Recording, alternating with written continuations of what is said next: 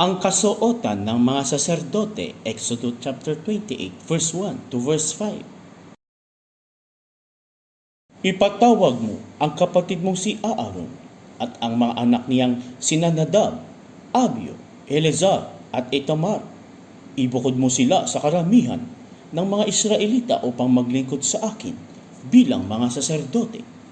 Ipagpagawa mo si Aaron ng kasuotang angkop sa kanyang gawain para magmukhang kagalang-galang at magandang tignan. Ang mga kasuotang ito ay ipagawa mo sa mga taong binigyan ko ng kaalaman sa paggawa nito.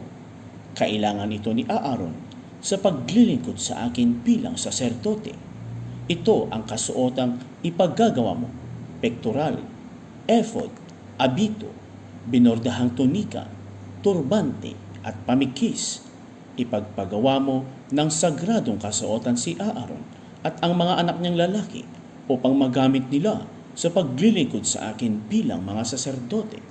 Ang mga kasuotang ipaggagawa mo ay gagamitan ng ginto, lanang asul, morado at pula at pinong sinulid na lino.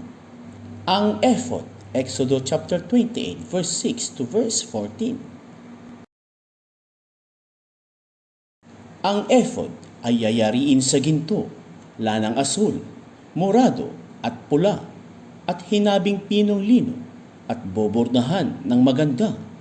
Palagyan mo ito ng 2 tirante na siyang magdudugtong sa harap at likod. Kakapitan ito ng pamikis na yari din sa ginto, lanang asul, morado at pula at hinabing pinong lino. Kumuha ka ng 2 batong kornalina at ipaukit mo roon ang pangalan ng 12 lipi ni Israel. Tig-6 sa bawat bato ayon sa pagkakasunod ng kanilang kapanganakan.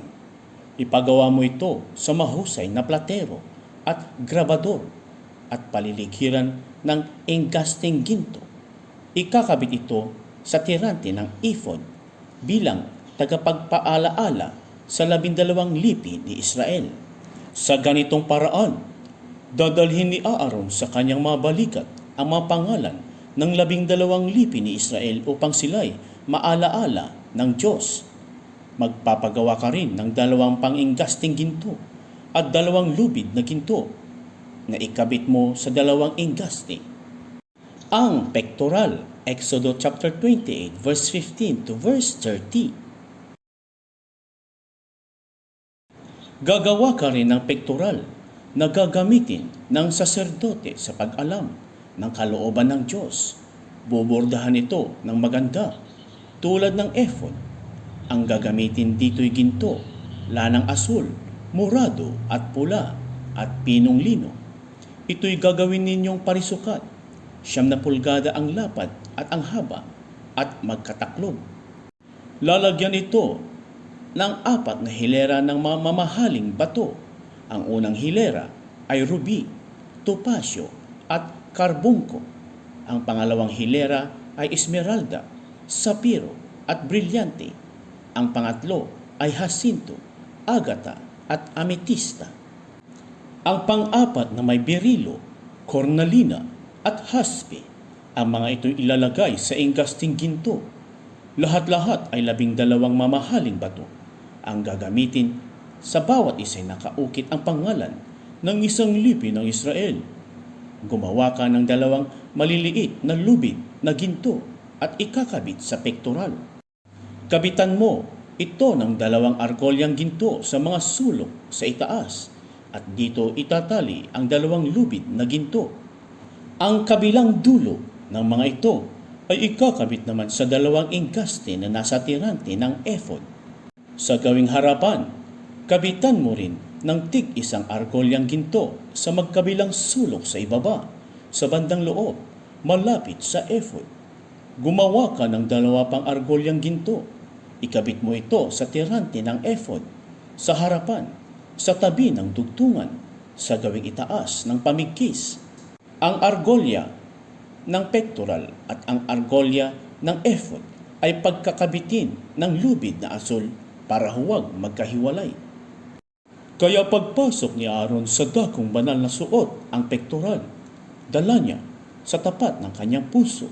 ang pangalan ng mga lipi ng Israel para sila ay maalaala ng Diyos.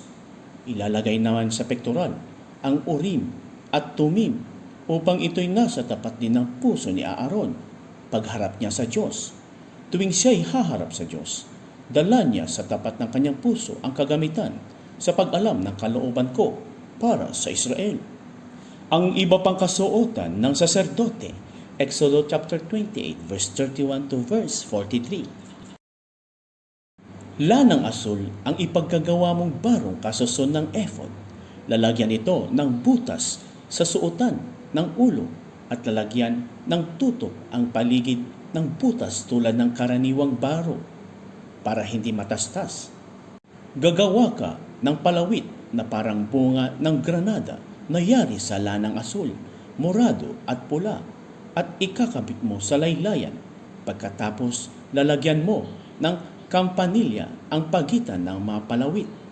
Ang magiging ayos nito ay isang hilera ng magkasalik na kampanilya at palawit sa buong laylayan.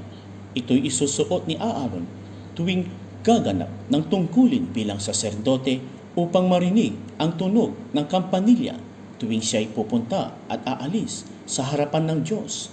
Sa gayon, hindi siya mamamatay.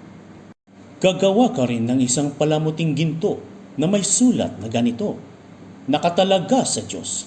Itatali mo ito ng asul na lubid sa turbante sa tapat ng noo ni Aaron.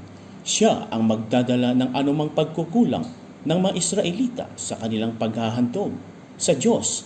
Sa gayoy, magiging kalugod-lugod sa kanya ang kanilang mga handog.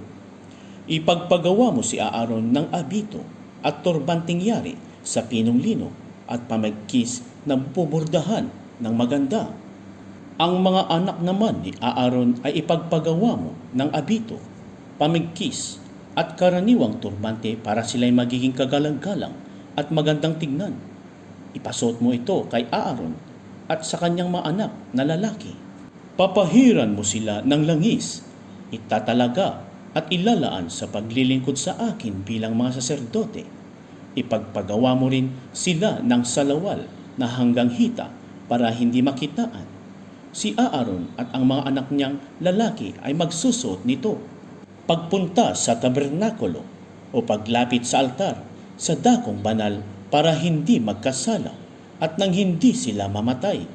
Ito ay panatilihing tuntunin para kay Aaron at sa kanyang kaapu-apuhan